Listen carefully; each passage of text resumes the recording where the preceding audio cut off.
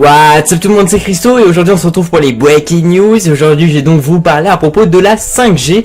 Il y a la 4G, la 4G+, et maintenant on va parler de la 5G. Juste avant, je voulais juste vous préciser que j'ai changé un peu d'habitation. Je vis en fait actuellement chez ma mère et comme vous pouvez entendre depuis tout à l'heure, en fait c'est mon chien. D'ailleurs je vous l'ai quasiment très peu montré et d'ailleurs c'est grâce à vous aussi que j'ai pu avoir ce petit chien. Enfin ce petit chien, c'est même un gros chien. Angel. Bah alors, enfin bref.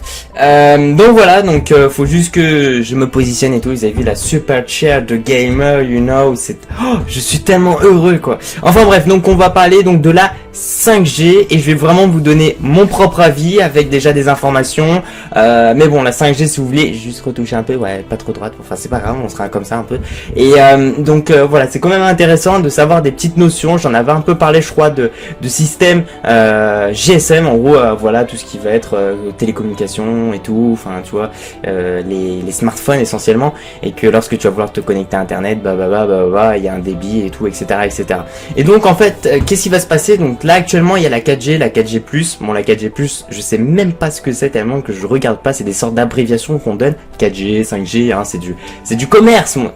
C'est des, comment dire, c'est du, ouais, du commerce, de la vente, du marketing en fait, hein, on peut très bien l'appeler par un autre nom, mais juste 5G et tout, un peu comme que ce soit pour des marques de smartphones et tout, pour que ce soit simple pour les consommateurs, pour que ce soit pas trop compliqué, bah ouais, parce que forcément les gens, il y en a qui vont être intéressés pour acheter un smartphone après de 5G. Donc c'est quelque chose qu'on va pas retrouver tout de suite, et derrière là je vais vous parler après d'Orange où on a un peu des choses qui ont été un peu dévoilées. Déjà, bah on peut pas le retrouver du jour au lendemain, puisque après il faut avoir le smartphone qui puisse utiliser en tout cas la 5G, et il faut aussi une sorte d'infrastructure de l'opérateur pour qu'il puisse, bah, on va dire, envoyer la bonne fréquence pour en tout cas avoir de la 5G entre guillemets. Donc voilà, donc je vais juste vous lire une petite partie qui est très intéressante, et puis après vous allez me dire ce que vous en pensez de ça dans la barre des commentaires. Et puis moi là je vais juste vous donner mon avis, ma petite expérience que j'ai là-dessus. J'ai pu faire un peu de téléphone, j'ai pu faire un peu de téléphonie, ouais, en quelque sorte. Je suis en train de réfléchir, mais c'est quelque chose d'un peu ressemblant, mais en tout cas voilà, je peux en parler en tout cas. C'est intéressant parce que j'ai envie d'en parler, mais surtout à la fois j'ai pas envie qu'on soit né de, enfin qu'on se dise bah tiens je vais le prendre et tout, ça a l'air d'être bien. Faut aussi réfléchir un peu et se dire bah éventuellement voilà ça peut avoir des défauts, et puis surtout faut comprendre les choses, c'est-à-dire que et d'ailleurs c'est une bonne chose, je sais pas vraiment comment l'expliquer, mais c'est-à-dire que lorsque vous allez faire quelque chose, lorsque vous allez consommer quelque chose, le mieux c'est déjà de savoir qu'est-ce que vous allez consommer, parce que sinon vous allez vous faire entuber. Voilà, donc c'est mieux aussi de savoir à peu près qu'est-ce que c'est que la 4G ou la 5G, etc. Donc je vais juste vous lire, donc afin de préparer l'avenir, donc en fait l'ARCEP, l'autorité donc de régulation des communications électroniques et des postes, vient de donner en fait son accord à Orange pour que l'opérateur puisse expérimenter en fait la 5G dans le territoire en fait de Belfort. C'est-à-dire que apparemment en tout cas, eh bien l'opérateur commencera en tout cas à expérimenter en fait la 5G. Donc ça sera le premier test en fait de la 5e génération de réseau mobile en France, technologie qui ne devrait pas être déployée avant 2020. Voilà, c'est parce que ce que je vous ai dit en fait juste avant, les infrastructures et aussi les smartphones. Après il faut que les smartphones soient habitués blablabla à la 5G. Et là on va passer aux choses intéressantes, c'est-à-dire donc des tests ont pour but en fait d'étudier l'utilisation de fréquences allant de 6 GHz à 100 GHz, encore jamais utilisées en fait dans des réseaux mobiles. Ces fréquences sont primordiales pour le développement des performances attendues pour la 5G. Des démonstrations donc avaient eu lieu lors du MWC en fait de Barcelone plus tôt dans l'année. Des vitesses donc de téléchargement de l'ordre de 2 gigabits par seconde avaient pu être atteintes en utilisant la bande de fréquence et bien de 60 GHz. 60 GHz, sachez que c'est juste énorme, puisque actuellement eh bien les fréquences en fait en tout cas de signaux satellites, je l'ai noté, donc c'est de 10 GHz à 12 GHz. You know, c'est juste énorme. Alors en fait là, quand on lit comme ça, on a l'impression de se dire mais c'est trop bien et tout là, enfin ça a l'air d'être en tout cas bien. Après je suis pas là pour critiquer, mais juste pour vous montrer certaines choses. Il y en a, ils vont dire waouh c'est super bien et tout. Alors c'est vrai que quand on dit ça, on dit 2 gigabits par seconde un taux de téléchargement, on peut se dire mais c'est fantastique quoi. Alors bon, moi j'ai envie de dire un truc aussi, c'est que lorsque maintenant on est sur des smartphones, les fichiers en fait sont souvent compressés. C'est-à-dire que lorsque vous allez regarder un film depuis votre smartphone, eh bien ça sera pas du 3 ou 4 gigas ou du 800 MO par exemple. Le film est compressé pour la bonne taille de l'écran de votre smartphone et tout, et donc forcément le poids en fait du fichier de la vidéo, en tout cas du film, eh bien sera beaucoup moins lourd. Donc à la fois avoir 2 gigabits par seconde de ce qu'ils disent en 5G, je vois pas vraiment l'intérêt de qu'est-ce qu'on peut faire avec un smartphone. C'est-à-dire télécharger des trucs pour 2 gigas, enfin tu vas pas installer un GTA 5 sur ton smartphone quoi. Ou alors peut-être dans l'avenir, on sait pas, en 2020 ça peut peut-être éventuellement changer, on sait pas du tout, mais c'est vrai comme ça quand on regarde l'aspect, on peut se dire bah c'est super bien, mais à la fois ça sert pas à grand chose. Mais à la fin on peut se dire aussi bon bah voilà tant mieux hein, comme ça on télécharge tout rapidement. Mais c'est là où pose le problème, puisqu'en fait si vous voulez c'est les fréquences qui vont être utilisées, donc de 6 GHz à 100 GHz.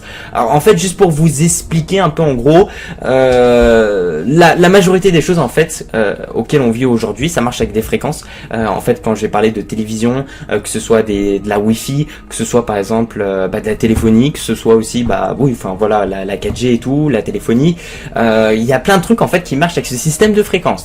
C'est-à-dire qu'on a des sortes de plages de fréquences en fait où on va retrouver à une certaine fréquence la fréquence Wi-Fi, c'est-à-dire une fréquence donnée, c'est 802 je crois, un truc comme ça, c'est la fréquence Wi-Fi, et donc on va avoir une autre fréquence où ça sera les fréquences des satellites, hein, parce que si vous voulez toutes ces fréquences là ne vont pas être mélangées, sinon ça va être un bordel et on n'arrivera pas à distinguer si c'est de la téléphonie, si c'est autre chose, blablabla, blablabla.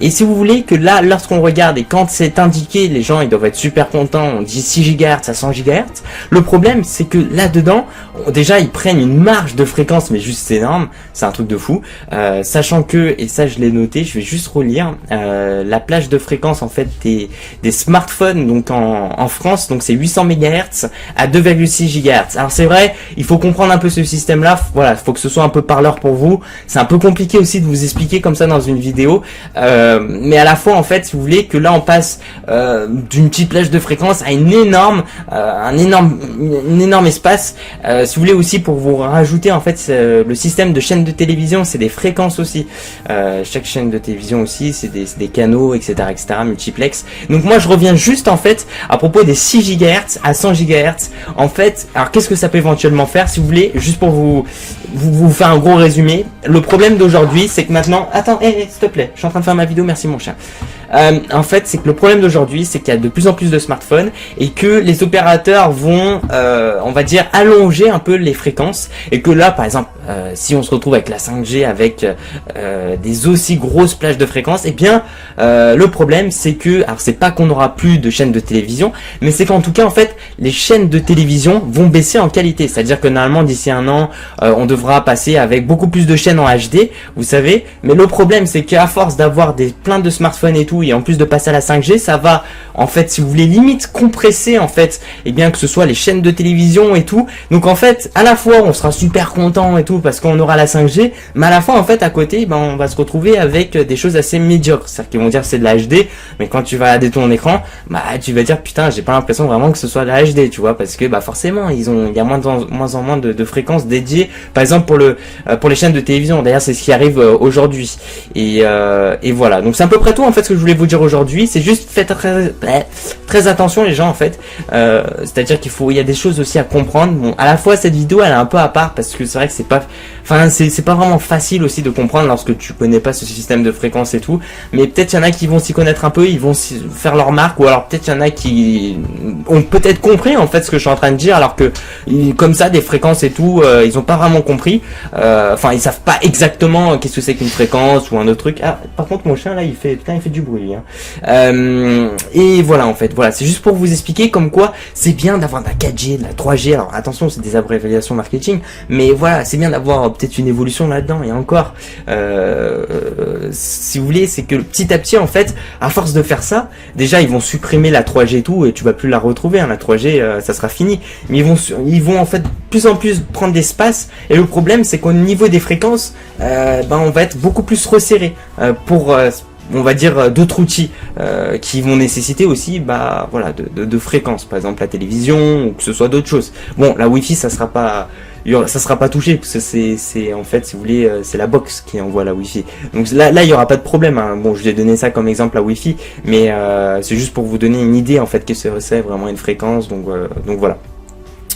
Donc voilà, en fait c'est à peu près tout. Donc j'espère en tout cas que cette vidéo vous aura plu. À la fois c'est pour vous dire voilà qu'en 2020 il y aura certainement cette 5G apparemment qui a l'air d'être ça va envoyer du lourd, mais à la fois j'ai envie de vous dire que faut pas regarder aussi dans ce genre de choses que les choses positives. Faut aussi comprendre un peu qu'est-ce que voilà, c'est chaque bon truc souvent c'est un petit mauvais truc qui est caché. Puis surtout l'opérateur, il va jamais vous dire par contre voilà, vous aurez la 5G, mais par contre la télévision, voilà, on vous dit c'est de la HD mais c'est pas de la HD. On vous ment, on te comme ça, quand on te bien, tu vois, on te comme ça.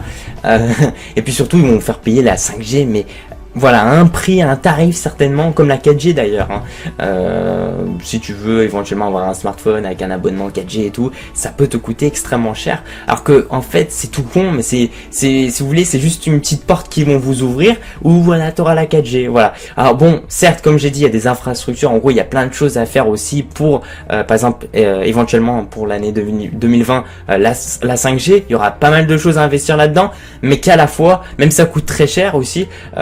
À la fois voilà ils nous baissent tous et il faut juste voilà, même si tu sais très bien, moi je sais très bien, on se fait tous un peu baiser par ces opérateurs là, il faut aussi agir, voilà, essayer de pas se faire trop baiser aussi non plus. Voilà, merci à tous les gens, puis je vous dis à la prochaine. En tout cas cette vidéo m'a fait super plaisir, j'aime bien parler de ce genre de sujet, donc en tout cas j'espère que ça vous aura plu, puis je vous dis à la prochaine, ciao ciao, peace out. Si vous avez des trucs à me dire dans la barre des commentaires, n'hésitez pas.